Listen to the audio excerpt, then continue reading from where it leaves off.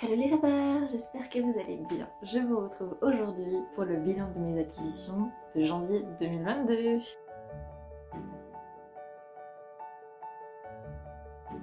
Alors, pour ce mois de janvier, j'ai quand même 24 bouquins à vous présenter, numériques, audio, papier confondu, parce que c'était mon anniversaire au mois de janvier, donc j'ai eu droit à quelques cadeaux, et puis j'ai craqué aussi un petit peu, voilà. Je vais vous montrer tout ça.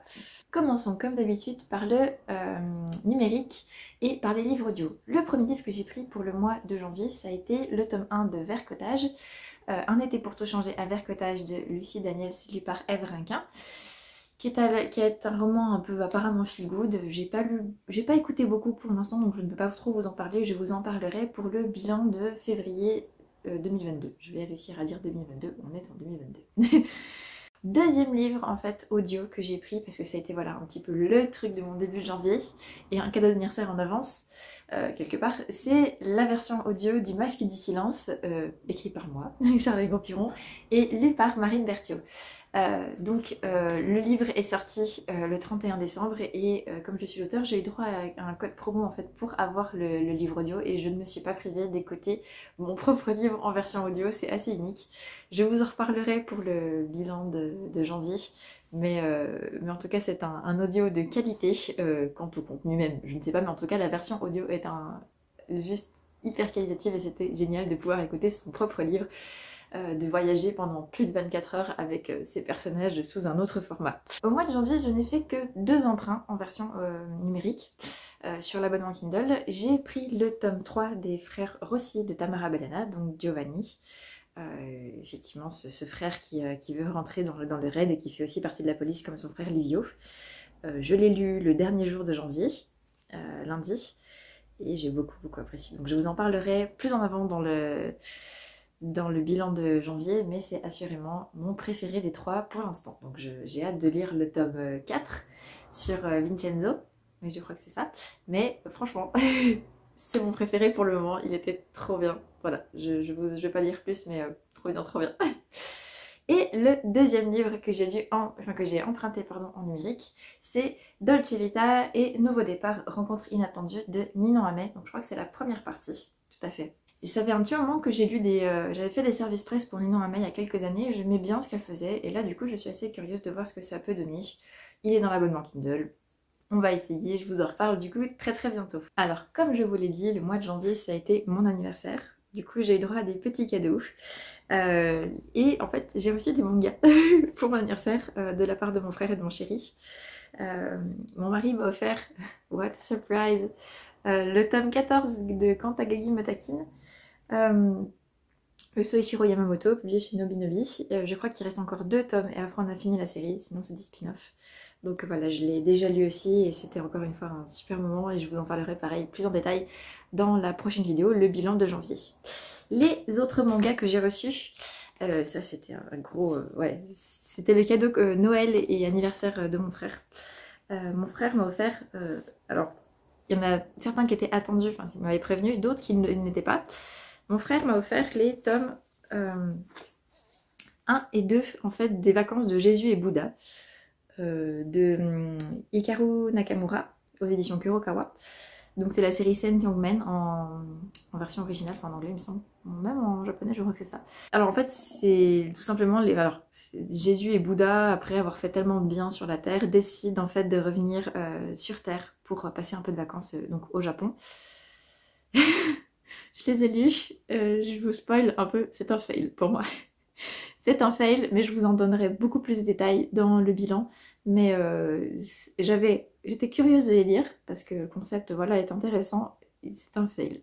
Tout simplement, c'est un fail. Par contre, mon frère m'a aussi offert encore, du coup, un énorme truc. Trop bien. Il m'a offert les 7 tomes sortis des Carnets de l'apothicaire.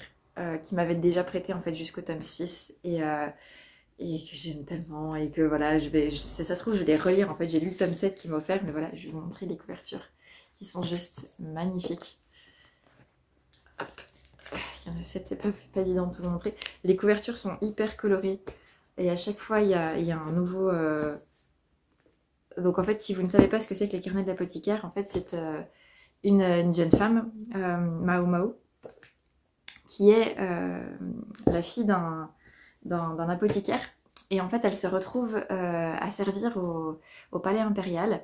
Et elle va, comme avec ses talents d'apothicaire, elle est plus qu'une simple servante, elle va se retrouver mêlée à des complots et résoudre des affaires qui sont plutôt intéressantes. Enfin voilà, plus ça va, plus ça se complexifie et tout semble lié en fait. Et c'est vraiment intéressant. Les liens entre les personnages aussi sont assez variés. Donc voilà, c'est hyper prenant et je suis trop contente.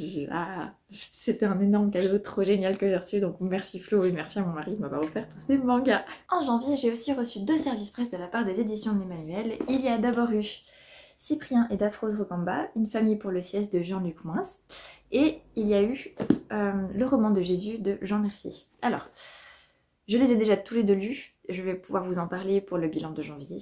Celui-ci, en fait, voilà, Cyprien et Dafros Rugamba, avec leurs 7 enfants, ont été assassinés, en fait, en 1994 à Kigali. Et en fait, ils ont été déclarés, il me semble, bienheureux.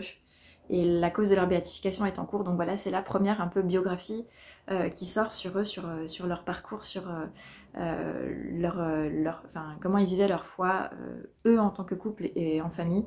Donc voilà, c'est une très chouette lecture, mais si vous ne connaissez pas, moi je connais très peu cette famille, j'en ai très peu entendu parler, hormis dans un livre de Pascalide, donc j'étais très contente de pouvoir en apprendre un petit peu plus sur eux. Et le deuxième bouquin, c'est Le roman de Jésus, donc je vous ai présenté, donc ça c'est le format poche. C'est le même auteur en fait que Monsieur le curé fait sa crise, et c'est un livre que j'ai aussi lu juste avant la fin du mois, et qui cette fois-ci en fait aborde il donne un peu la parole en fait à des personnages qu'on ne voit pas trop ou qu'on ne sait pas trop ce qu'ils pensent dans l'évangile. Par exemple Pierre ou alors Judas. On a même aussi Joseph qui parle au tout début. Voilà, on a un peu ce qui pourrait se passer dans la tête de certains personnages par rapport à des épisodes qu'on connaît très bien ou alors qu'on ne connaît pas, comme la vie cachée de Jésus avant sa vie publique. Donc voilà, c'est en plus avec des petites réflexions à la fin de chaque chapitre, voilà, des petits encarts pour réfléchir pourquoi l'auteur a réfléchi sur ce point-là. Donc voilà, c'est un petit livre de 150 pages pour réfléchir autrement sur les évangiles, et c'est vraiment très chouette. Au mois de janvier, on a rendu visite à nos beaux-parents, donc mon beau-père m'a prêté 2 livres, on aime bien se prêter des livres lui et moi.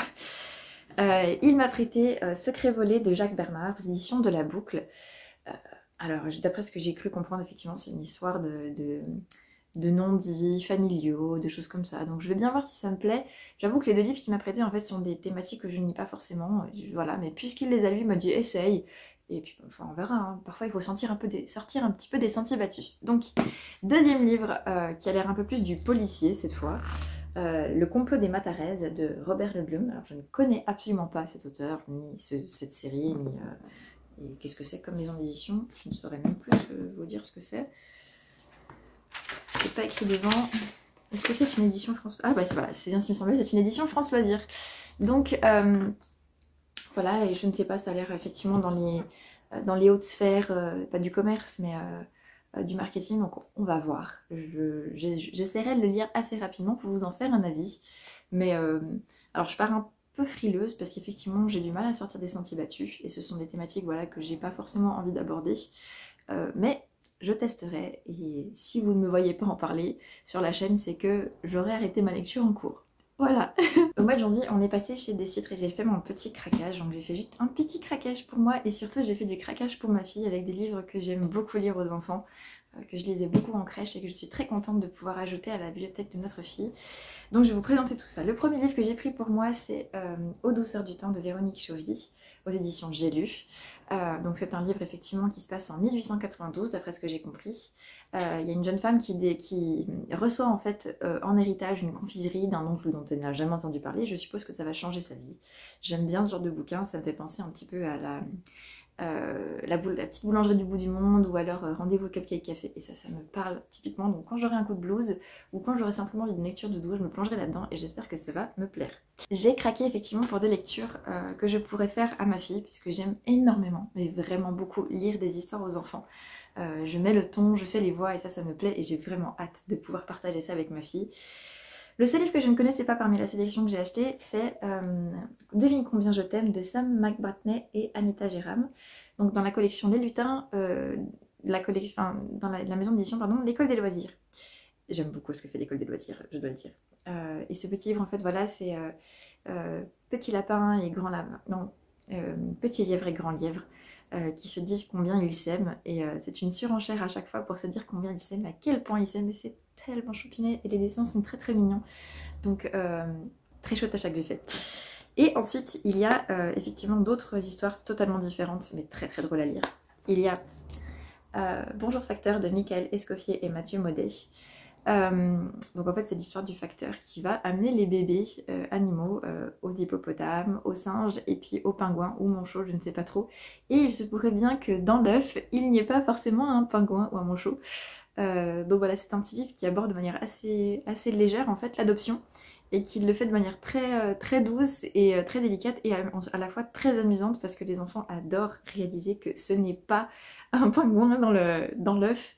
Mais du coup ils apprennent à parler voilà, de tous ces animaux-là, et c'est vraiment très chouette à faire. Deuxième histoire aussi très fun à faire avec les enfants, il y a C'est à moi ça de Michel Van Zeveren, qui est très drôle aussi, totalement différent, mais un petit peu presque dans le même thème, puisque en fait on a une grenouille qui trouve un œuf dans la jungle, et qui se dit je vais le manger, sauf que il y a le serpent, l'aigle et le varan qui veulent absolument le manger aussi. Ils vont se battre pour savoir comment ça va se passer, et il se pourrait que la fin de l'histoire soit un poil inattendue. Mais c'est très drôle, parce que du coup tous les animaux veulent absolument manger cet œuf, et ils se battent pour lui, et voilà, ça va donner un petit conflit assez fun. Donc là aussi c'est très drôle à faire, surtout quand on fait les voix de tous les animaux, qu'on siffle comme voilà, pour le serpent. C'est très chouette. Et 2 livres du même auteur, parce que j'aime beaucoup ce qu'il fait et ses dessins sont extraordinaires. Je vous en ai déjà parlé sur la chaîne il y a longtemps, je peux pas dire presque un an, mais si en fait. Ce sont les livres de Julien Béziat, donc La nuit de Berck et Le Manche Doudou.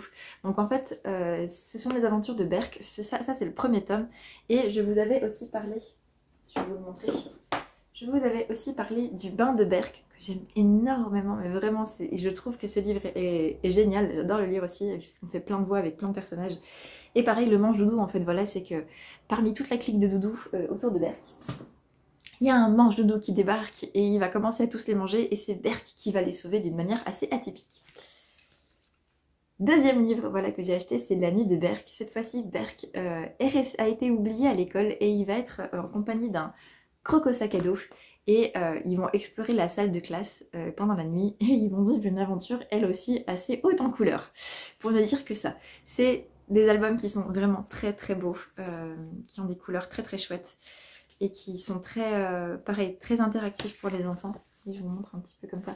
C'est ce que j'aime, c'est vraiment des histoires dans lesquelles on peut mettre le ton, faire intervenir des personnages, et les enfants sont pris très vite dedans.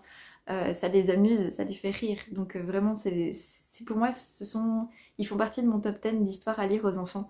Donc si vous pouvez vous en procurer pour vos propres enfants, si vous en avez, n'hésitez pas, parce qu'en plus voilà, les dessins sont plutôt sympas. En tout cas pour cela, moi j'ai un gros coup de cœur sur les dessins de Julien Béziat.